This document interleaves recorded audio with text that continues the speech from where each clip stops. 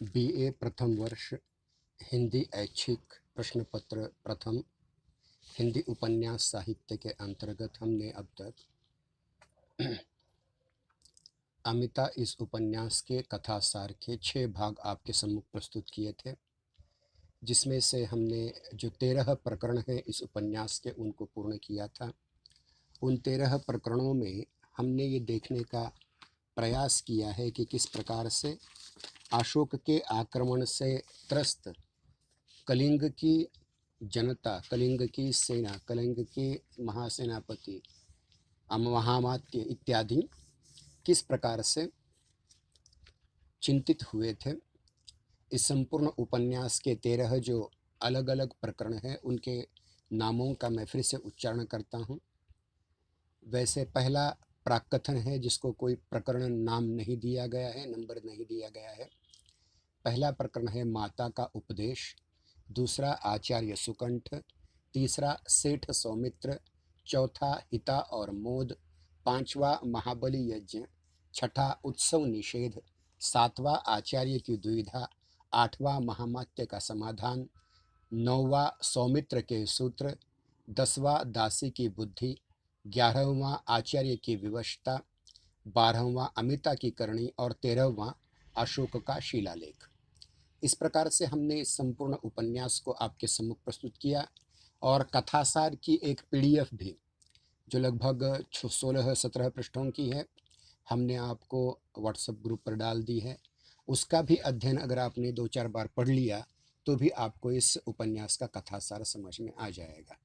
एक बार जब स्टोरी पता चलती है, कथा पता चलती है, तो किसी विधा का अध्ययन करना उतना कठिन नहीं होता। अब आज हम एक विशिष्ट प्रकार से कथा को किस प्रकार पढ़ना चाहिए इसको लेकर के चर्चा करेंगे। यानी मुख्य कथा कौन सी है, प्रासंगिक कथाएं कौन सी हैं, इसको लेकर के कथासार में आपने संपूर्ण उपन्यास के सार को समझ लिया, समरी को समझ लिया, अंग्रेजी में जिसे कहेंगे समरी को। लेकिन आज हमें ये समझने की कोशिश करनी है कि ये उपन्यास लिखा कैसे गया है, जिसको हम कहते हैं कथा शिल्प।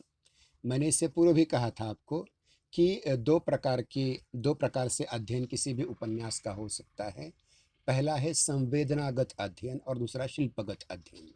तो अब तक संवेदनागत अध्ययन हमने पूर्ण कर लिया है, उसका सार समझ लिया है, उपन्यास क्यों लिखा गया ये समझ में लिया है। अब हमें ये समझ लेना है कि ये कथा शिल्प किस प्रकार का है, यानी किस प्रकार यशपाल जी ने इसे लिखने का प्रयास किया है। देखिए, उपन्यास को एक विशिष्ट आकार प्रदान करने में कथा वस्तु, जिसको हम कथानक कहते हैं, का विशेष योग होता है। और विषय वस्तु के क्षेत्र की दृष्टि से, मतलब उसकी व्यापकता की दृष्टि से, उसमें अलग अलग प्रसंग आते हैं, अलग अलग कथा प्रसंग आते हैं। मुख्य कथाएं आती हैं, प्रासंगिक कथाएं आती हैं, गौण कथाएं आती हैं, और इन सब को एक केंद्रीय कथा को एक गीत का रूप प्रदान करते हैं और उसे स्पष्ट करते जाते हैं। उपन्यासकार की प्रतिभा का परिचय इसी बात से चलता है कि इसमें जो अलग अलग कथा प्रसंग है उसको उसने किस प्रकार से गूंफा है एक दोनों के बीच, यानी किस प्रकार की योजना की और परस्पर सामंजस्य का निर्वाह कैसे किया है। हुँ? इसके अतिरिक्त इसके प्रस्तुतिकरण का जो ढंग है, एक शैली जिसकी है, जैसी है, उस शैली में भी उसके प्रतिभा के दर्शन होते हैं लेखक के। यशपाल जी ने अमिता उपन्यास में मानव समाज के विभिन्न वर्गों का सामाजिक, ऐतिहासिक, धार्मिक, राजनीतिक, सांस्कृतिक चित्रण किया हुआ है। मतलब उस ऐतिहासिक काल में जब अशोक का साम्राज्य था, उस काल का चित्रण उन्होंने अलग अलग ढंग से किया हुआ है। चाहे वो सामाजिक हो, मतलब जिस प्रकार से श्रवण और ब्राह्मण दो अलग अलग समुदायों का वर्णन वहाँ किया है। बौद्ध और हिंदू धर्म अलग अलग संप्रदायों का वर्णन किया हुआ है। ऐतिहासिक वर्णन किया हुआ है, किस प्रकार से मगध का साम्राज्य था, किस प्रकार से कलिंग का साम्राज्य था, किस प्रकार युद्ध हुआ। और धार्मिक इसमें इन दोनों के बीच किस प्रकार से मतभेद थे और इन मतभेदों के कारण किस प्रकार से इन दोनों में आए आए दिन किस प्रकार से झगड़े चलते थे, और राजनीतिक दृष्टि से चित्र प्रस्तुत करने का प्रयास किया है। ये जो उपन्यास है अमिता, इसमें किसी की व्यक्तिगत भावना को प्रतिबिंबित नहीं किया है, परंतु संपूर्ण समाज का चित्र है ये। यानी एक सामाजिक उपन्यास है। ऐतिहासिक ज़रूर है, लेकिन ऐतिहासिक होते हुए भी उस काल का सामाजिक उपन्यास है। यानी संपूर्ण समाज का चित्रण होने के कारण समाज की विविधता के अनुसार अलग-अलग कथा प्रसंगों में भी विविधता के दर्शन हमें होते हैं, और यह विविधता विभिन्न प्रकार की मनस्थितियों के अनुरूप है। क्योंकि समाज में प्रत्येक की मनस्थिति प्रतिकूल होती है, प्रत्येक व्यक्ति एक दूसरे के विरुद्ध मतांतरों का प्रचार प्रसार करता रहता है। फिर भी इस विविधता के पीछे एक वैचारिक आग्रह है, और वह है मानव मन की आकांक्षाओं, इच्छाओं, विद्रोह, कुंठा, उत्पीड़न और विसंगतियों का वर्णन करना। मतलब एक समय के एक समाज में जो दो समुदाय होते हैं, उनमें जो विसंगतियां नजर आती हैं, उन विसंगतियों का चित्रण भी यशपाल जी ने बखूबी किया हुआ है। और खास करके अहिंसा और शांति, अहिंसा और शांति के माध्यम से युद्ध की समस्या को परिलक्षित किया है। मैंने बार बार कहा हुआ है कि उपन्यास लिखने से पूर्व दो दो विश्व युद्ध हो चुके थे, और दो दो विश्व युद्धों में किस प्रकार से अनुभव आए हुए थे दोनों ओर के लोगों को, मतलब इंग्लैंड अमेरिका पक्ष को भी और जापान जर्मनी पक्ष को भी, किस प्रकार से अनुभव आए थे, किस प्रकार एटम बम का प्रयोग किया गया था, और किस प्रकार से विश्व शांति के दुहाई उसके बाद दिए जाने लग गई। ये सारी चीज़ें उस समय प्रस्तुत की गई थी। और उसके उपरांत हमने ये देखा कि किस प्रकार से महात्मा बुद्ध की नीतियों के द्वारा ही युद्ध को टाला जा सकता है, युद्ध को समाप्त किया जा सकता है, मानव की हत्याओं के सिलसिले को तोड़ा जा सकता है। इस प्रकार से यह एक उद्देश्य यशपाल जी ने हमारे सामने रखा है। और देखिए कि अगर अमिता उपन्यास के शिल्प की समीक्षा करने की अगर हमने बात की, तो हमें कुछ बातों का यहाँ जायज़ा लेना पड़ेगा। यानी कुछ बातों को ठीक ढंग से आपको समझना पड़ेगा। पहली बात है कि उसके कथा भाग को समझना पड़ेगा, जो अब आज तक हमने आपको लिखवा मतलब पीडीएफ भी दी हुई है, और जिस पर आप 6 लेक्चर भी हुए हैं। तो इसमें मुख्य कथाएं और प्रासंगिक कथाओं की बात होगी। ये पहली बात है। मतलब अगर आप किसी कथा शिल्प को समझना चाहते हैं, तो पहले मुख्य और प्रासंगिक कथाओं को समझने का प्रयास करेंगे। जैसे आजकल के देखिए, जैसे बहुत सारे टीवी सीरियल्स आते हैं, लंबे लंबे टीवी सीरियल्स आते हैं, तो उसमें जो मुख्य कथा होती है, जैसे रामायण की बात अगर कर लें हम, रामायण जो बीच में कोरोना काल में दिखाया गया, तो उसमें राम और सीता की ये मुख्य कथा है, और प्रासंगिक कथाएं हनुमान की हैं, सुग्रीव की हैं, विभीषण की हैं, तारा की हैं, वगैरह वगैरह। तो उसी प्रकार से हमें अमिता इस उपन्यास में मुख्य कथा कौन सी है और प्रासंगिक कथाएं कौन सी हैं, उसको भी एक बार देखना पड़ेगा, जो हमने पहले ही कथासार के रूप में आपके सम्मुख प्रस्तुत किया हुआ है। दूसरी बात है वस्तु विन्यास। ये जो कथा वस्तु है, अलग अलग कथाएं जो मुख्य कथा सेंटर में होती है, केंद्रीय कथा होती है, और बाकी की सारी कथाएं उसके इर्द गिर्द किस प्रकार गुफी जाती है, उसे कहते हैं वस्तु विन्यास। विन्यास का मतलब जिस प्रकार से एक ही डोरी में, एक ही धागे में अलग अलग, कभी चंपा का, कभी चमेली का, कभी बेले का फूल जैसे गूंथा जाता है, उसी प्रकार कभी ये कथा है, कभी वो कथा है, लेकिन उसके बीच का जो धागा है वो लेखक उसमें सब कुछ पिरोता जाता है।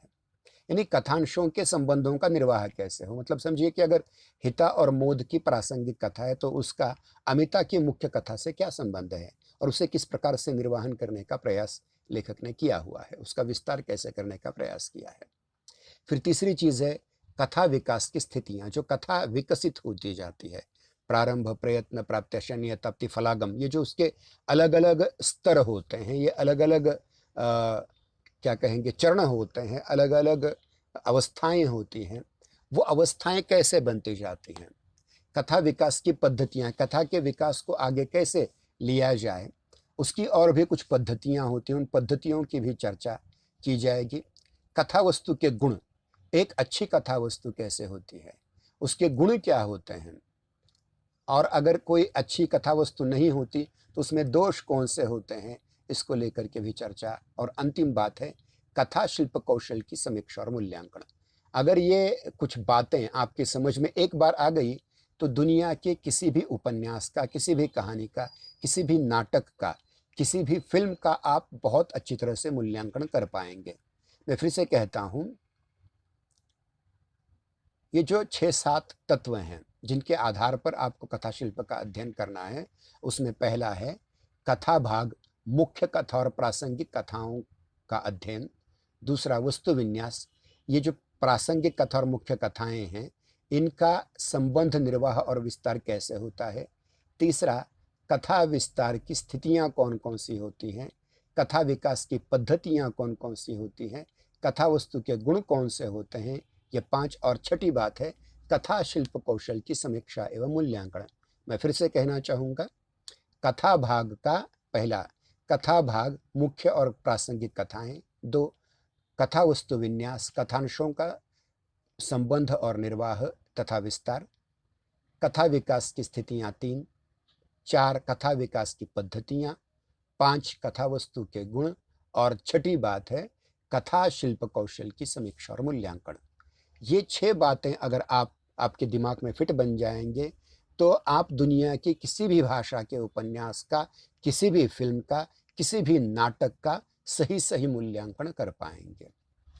अब उसमें से पहला जो है कथा भाग में मुख्य और प्रासंगिक कथाएँ, इसको आज हम पूरा करने वाले हैं। पहला भाग को, ये जो 6 अलग-अलग तत्वों के आधार पर कथा शिल्प का अध्ययन हमें करना है, उसमें से पहले भाग को लेकर के आज हम चर्चा करेंगे। वह है कथा भाग में मुख्य और प्रासंगिक कथाएँ। अमिता उपन्यास यशपाल जी का एक उल्लेखनीय ऐतिहासिक, सामाजिक समस्या युक्त उपन्यास है। इसमें कथा भाग बहुत विस्तृत है, लगभग 250 पृष्ठों से भी ज़्यादा। अ, अब ये भी विद्यार्थी संस्करण है, इसका मूल संस्करण 500 पृष्ठों से भी ज़्यादा है। इसमें कथा भाग विस्तृत है, परंतु कहीं भी इसमें जटिलता नहीं है, कॉम्प्लेक्सिटी नहीं है, कहीं भी जटिलता दृष्टिगोचर नहीं होती। अपने विस्तार के कारण इसमें चित्रण की विविधता है, अस्तु अनेक कथा प्रसंगों का समावेश इसमें अपने आप हो जाता है। अमिता उपन्यास के कथा प्रसंगों को 4 रूप में हम देख सकते हैं। अमिता उपन्यास के कथा प्रसंगों को 4 रूप में हम देख सकते हैं। पहला है मूल कथा भाग या केंद्रीय कथा या मुख्य कथा। 2, मुख्य कथा के सहायक अन्य प्रमुख कथा के प्रसंग। 3, प्रासंगिक कथाएं जिसमें मुख्य कथा को गति मिलती है। और चौथा, अंत कथाएं या जिनको गौण प्रासंगिक कथा सूत्र भी कहा जा सकता है। फिर से कहता हूँ, मूल या कथा या मुख्य कथा या केंद्रीय कथा। 2, मुख्य कथा के सहायक अन्य प्रासंगिक कथा। 3, प्रासंगिक कथाएं ऐसी जिनसे मुख्य कथा में गति मिले। और चौथी, अंत कथाएं, गौण कथाएं जो मुख्य कथा में उतना बाध नहीं पहुंचाती लेकिन पूरक होती हैं। कथा प्रसंगों के ये जो 4 वर्गों में विभाजन किया गया है, उससे ये अर्थ नहीं है कि कथानक में कोई बिखराव है, बिखराव नहीं है। एकदम जिस प्रकार ऐसा कथा प्रसंगों को गोफा गया है कि इन कथा प्रसंगों को एक दूसरे से अलग नहीं किया जा सकता। बिखराव नहीं, अपितु एक यूँ कहेंगे कि एकत्रित ऑर्गेनाइज्ड प्रयास है, पूरी तरह से एक दूसरे में से गुंफा हुआ कथा सूत्र है। यह वर्गीकरण कथा सूत्रों की विविधता के कारण किया गया है। अब यहाँ प्रत्येक का संक्षेप में आज हम विचार करने का प्रयास करेंगे। मूल कथा भाग, जिसको हम मुख्य कथा भी कह सकते हैं, केंद्रीय कथा भी कह सकते हैं। यशपाल जी ने अमिता उपन्यास में जो मुख्य पात्र का चित्रण किया है वह अमिता स्वयं है। अतः मुख्य कथा भाग इसी पात्र के इर्द गिर्द घूमती जाती है। अमिता, अमिता का परिवार, परिवार के अन्य लोगों से संबंधित है ये कथानक। यहाँ ये उल्लेख करना अत्यंत आवश्यक है कि उपन्यासकार ने अमिता को केंद्र में रखकर मूल कथा का विकास किया है। इस संबंध में उन्होंने अपने इसी उपन्यास के प्राकथन में ये भी लिखा है, जो हमने आपको पढ़ करके दिखाया था, फिर से पढ़ाते हैं। दिव्या के कथानक की भांति इसके पहले का उनका उपन्यास था दिव्या, वह भी बौद्ध काल पर आधारित था। दिव्या उपन्यास की तरह अमिता की कहानी भी इतिहास नहीं अपितु ऐतिहासिक कल्पना है। इतिहास की प्रामाणिक घटना केवल इसमें अशोक का कलिंग विजय के लिए किया गया आक्रमण और उस युद्ध के परिणाम स्वरूप उसने बाद में युद्ध न करने की प्रतिज्ञा कर करके बौद्ध धर्म में दीक्षित होना, ये केवल एक घटना है। मतलब सम्राट अशोक का जो मगध का राज सम्राट है, उसने कलिंग पर आक्रमण किया और इस आक्रमण के उपरांत उसने कोई युद्ध नहीं किया और वो सब धर्म में दीक्षित हो गया। यही एकमात्र सच्ची घटना है, बाकी की सारी वो उन्होंने कल्पना की है, ऐतिहासिक कल्पना। अशोक ने अपनी इस प्रतिज्ञा को शिलालेखों पर चिरस्मरणीय होने के लिए चित्रित किया है। इस काल्पनिक कहानी का इतना अंश भी इतिहास है। मतलब अशोक ने जो शिलालेख लिखे, जो हमारा 13वां प्रकरण है, वह शिलालेख, और उस शिलालेख के माध्यम से एक ऐतिहासिक घटना, उसने युद्ध से उसे विरति हो गई, युद्ध से उसे वैराग्य प्राप्त हुआ, यह उसकी केवल एक घटना है। बाकी सारे पूरे 250 पृष्ठों में कल्पना कल्पना का ही प्रयोग किया गया है। इस प्रकार हमें उपर्युक्त कथन से एक स्पष्ट संकेत मिलता है कि यशपाल जी ने युद्ध की समस्या का समाधान शांति में ही बताने के लिए एक अबोध बालिका अमिता की कल्पना की। अमिता भी कोई ऐतिहासिक पात्र नहीं है, एक कल्पना की है उन्होंने, एक ऐसे पात्र की कल्पना की है जो ऐतिहासिक नहीं है, काल्पनिक है। और केवल मतलब उन्होंने विचार किया कि क्यों भाई इतने बड़े सम्राट ने युद्ध को त्यागने की प्रतिज्ञा की क्यों होगी। तो उन्होंने एक परिकल्पना की कि छोटे बालक के सामने वो हार गया होगा। इस प्रकार से कल्पना करते करते उन्होंने इस उपन्यास को लिखा है। मेरे ख्याल से जोशी सर जी जो नाटक का पेपर पढ़ाते हैं, उसमें भी होरी और अलख आज़ादी के बाद एक और नाटक है विजय पर्व, वह भी इसी घटना पर आधारित है। इसलिए आपको अमिता उपन्यास और विजय पर्व नाटक के कथानक की समानता तो नजर आएगी, लेकिन इसमें कल्पना अलग है, उसमें कल्पना अलग है। तो कृपया करके दोनों अमिता उपन्यास हो या विजय पर्व नाटक हो, इसमें जमलिंग मत कीजिएगा, पहले ही मैं बता दे रहा हूं। तो देखिए कि अमिता कलिंग देश के महाराजा धीराज करवेल की एक छोटी पुत्री है। महाजाधिराज करवेल ने एक बार मगध सम्राट अशोक के आक्रमण का अत्यंत वीरता से साहस से जवाब दिया था, जिसमें सम्राट अशोक हार गया था। परंतु इस युद्ध करते समय घायल अवस्था में लौटने के कारण प्रायः 1 वर्ष के भीतर ही उनकी मृत्यु हो गई थी। उसी दिन, मतलब जिस दिन वो युद्ध कर करके लौट रहे थे, उसी दिन उनकी बेटी का जन्म हुआ था और उन्होंने उसका नाम अमिता रखा हुआ था। यानी अमिता क्यों रखा था? क्योंकि ये अमित वैभव और पराक्रम की मालकिन बनेगी, इसलिए उसका नाम अमिता रखा था। अमित, अमित मतलब जिसे गिना नहीं जा सकता। महाराज करवेल का देहांत हो जाने के उपरांत महारानी नंदा वैराग्यवान होकर के बौद्ध धर्म की ओर आकर्षित हो जाती है और संसार की मोह माया से मुक्त होकर के परलोक का चिंतन करने लग जाती है और बौद्ध धर्म ग्रहण कर लेती है। वह अपना सारा समय पूजा पाठ, बौद्ध स्तूप में जाना, बौद्ध विहार में जाना, दिवासेना का पाठ करना, आचमन करना, यानी जो धार्मिक कृत्य हैं बौद्ध धर्म के अनुसार, उसके करने में वह अपना सारा समय व्यतीत करती थी। कलिंग पर सम्राट अशोक कभी भी आक्रमण कर सकता था, क्योंकि सम्राट अशोक को यह भी पता चला था कि जिसके कारण हमें पहले युद्ध में पराजय मिली थी उसका अंत हो चुका है, उसकी मृत्यु हो चुकी है। तो वो कलिंग को अरक्षित मान करके दूसरी बार आक्रमण करना चाहता था।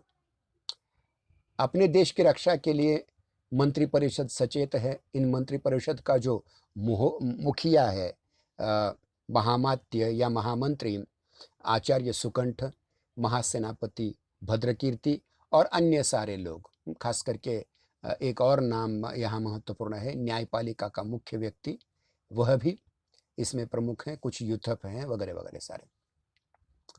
परंतु महारानी इस युद्ध के खिलाफ है, क्योंकि वो बौद्ध धर्म में दीक्षित हो चुकी हैं, उन्हें युद्ध नहीं बुद्ध चाहिए। सम्राट अशोक कलिंग पर आक्रमण भी करता है। कलिंग के राज अधिकारियों को यह लगता है कि वो अब देश की रक्षा नहीं कर पाएंगे, तो उस कर नहीं पाएँगे तो वो अकेले रह पड़ जाते हैं, या तो मारे जाते हैं या फिर चुप रह जाते हैं। परंतु छोटी-सी बालिका अमिता यह किस प्रकार से गर्वभंग कर देती है अशोक का, यह भी हमने सुना हुआ है। ये मुख्य कथा है। और अशोक अंत में शांति और अहिंसा के रास्ते पर चल पड़ता है।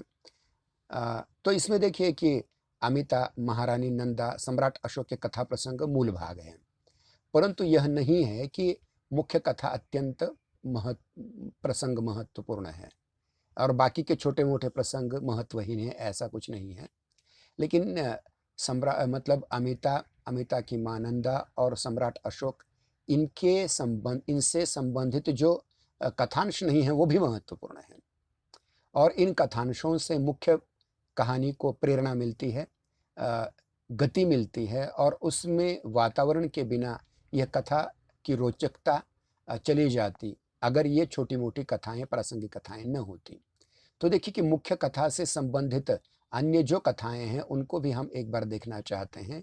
वह है एक आचार्य सुकंठ का प्रसंग। ये आचार्य सुकंठ, महामात्य सुकंठ कौन है, क्या नहीं? फिर हिता का प्रसंग, हिता और मोद का प्रसंग, सेठ सौमित्र का प्रसंग, हाँ?